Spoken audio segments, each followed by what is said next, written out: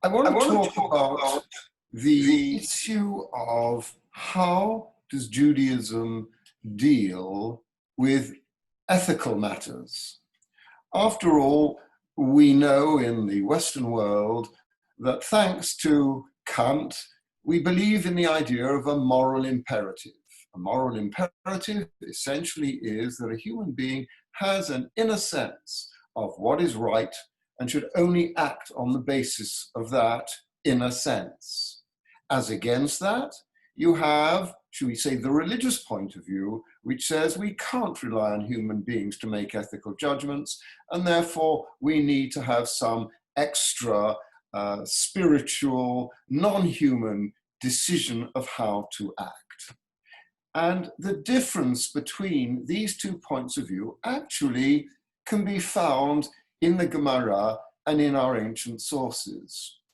The question of how does a human being behave is met by, on the one hand, the idea that without Torah, there would still be some basic, fundamental, universal human truths or values, and that Torah comes to add on to these fundamental basics.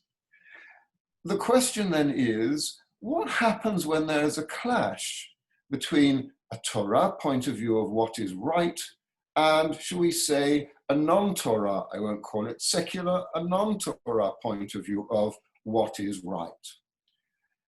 Of course, we know this beautiful idea of v'ahavta l'reacha kamocha. You should love your neighbor as yourself.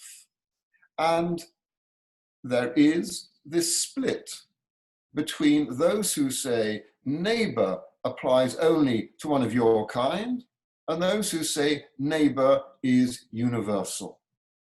So you have, for example, this famous Pirkei Avot, in which we talk about Chaviv Adam Shenivra B'Tselem Elokim, that man is unique, humanity is unique, in that it's created in the image of God.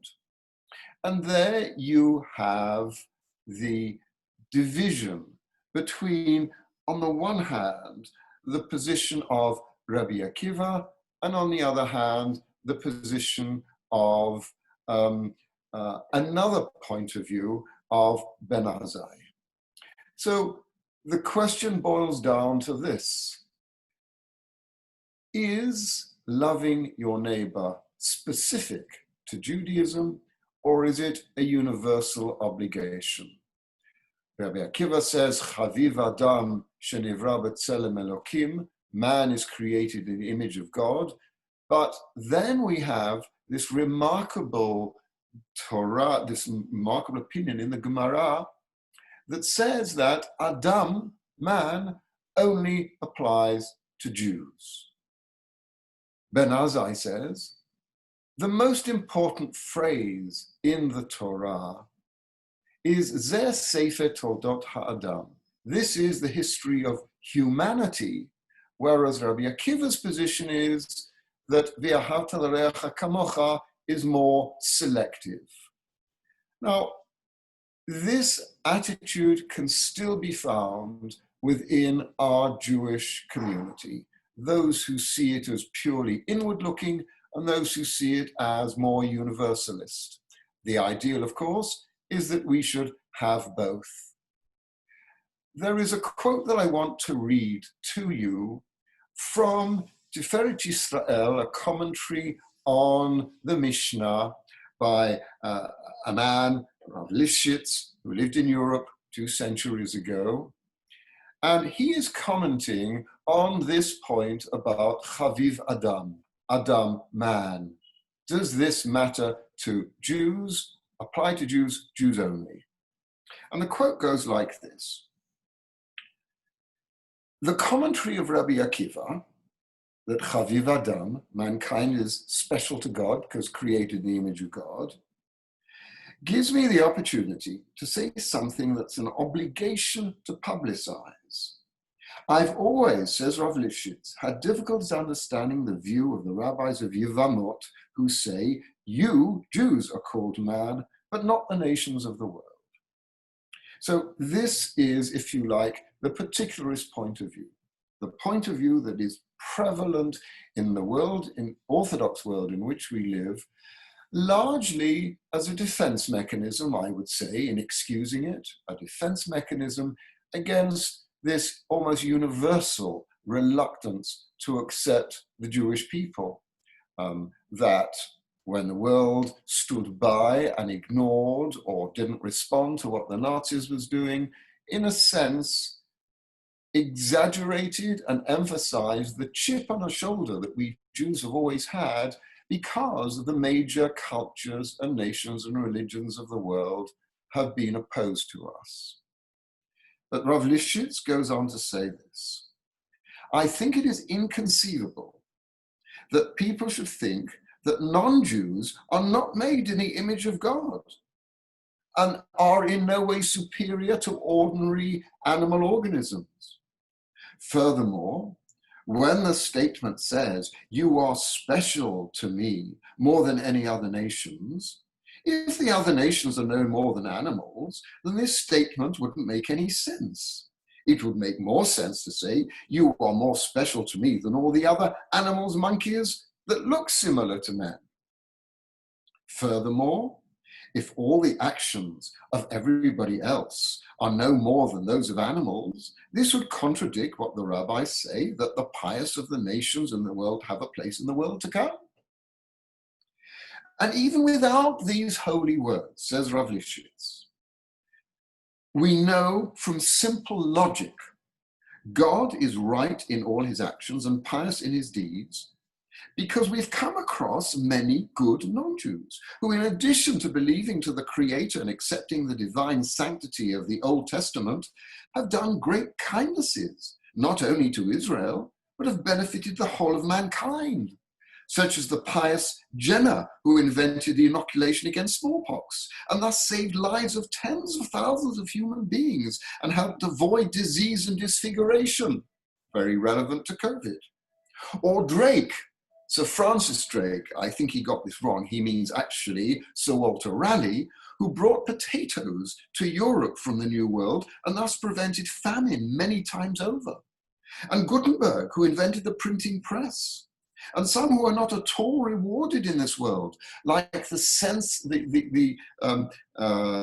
saintly Bishop Reuchlin, who put his own life in danger to prevent the Talmud being burnt on the orders of the Emperor Maximilian in 1509, as a result of actually a pressure that was brought by the apostate, the Jewish apostate Pfefferkorn, who plotted together with evil monks to destroy all Jewish books.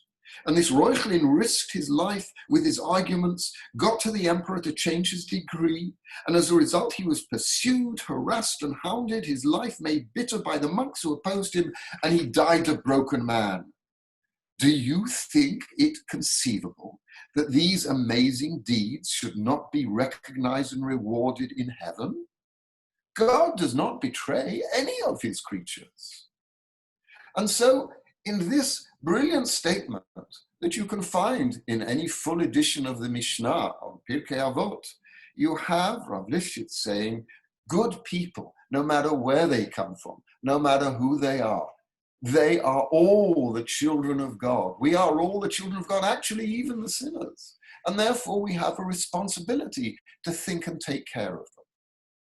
So we have this, if you like, ambiguity between what is an obligation on us from the law and what is an obligation on us from the point of view of ethics. If it would just be the law, we would simply have the word mishpat, but we have tzedek u'mishpat, the righteous thing as well as mishpat. Or alternatively, why would we need the phrase in the Torah, v'asita hatov v'hayashar, you have to do what is good and what is right, if it would be enough to say, just follow the law. But clearly we have ideas such as lifnei mishurat hadin, going beyond the requirement of the law. And we have this principle and principles, a series of them, introduced in the Talmud to emphasize the idea that we have obligations to the poor, to the oppressed of the nations of the world. And even if there are such principles as Aniyei ircha kodmin, first of all, you give priority to those nearest to you, to your family, to your city, and to your town. Nevertheless, they say we should take care of the poor of the world. And they introduce such ideas as mishum eva, to avoid ill feeling, mipnei darkei shalom, in order to have good relations, mishum tikkun olam. Tikkun olam doesn't mean the way it's used nowadays in this vague, loose sense, but it means that there are occasions when, in order to make the world function effectively, we have to do things that may not technically be according to the law. And these principles underline the idea that you should be thinking ethically about how to treat everybody else. And in fact, it goes back to the Torah in Devarim, which says, keep these commandments, ki hi chochmatchem uvinatchem le'enei ha'amim, because this will make you appear to be good, law-abiding people in the eyes of the non-Jews. Because the non-Jews will look at these laws and they say, Rak am chacham v'navon hagoy hagadol hazeh. Only a really good, intelligent, sensitive people have such laws. Now, if we have laws that make us look like monkeys, or laws that make us look inconsiderate, or laws that make us appear to be stupid in the eyes of the non-Jewish world, this would count as Chilul Hashem. And as we know, Chilul Hashem, desecrating God's name, is the one thing the Gemara says in Yomah that Yom Kippur does not atone for. And therefore, if we really want to do tshuva and atone on Yom Kippur, we have to do whatever we can to be Makadesh Hashem, to sanctify God's name. And that means good, ethical people amongst ourselves and amongst all the nations of the world. We use negativity of violence only in self-defense. But if we're not talking about self-defense, then we have this universal obligation to be good human beings. I wish you all a ptiva v'chatima tova.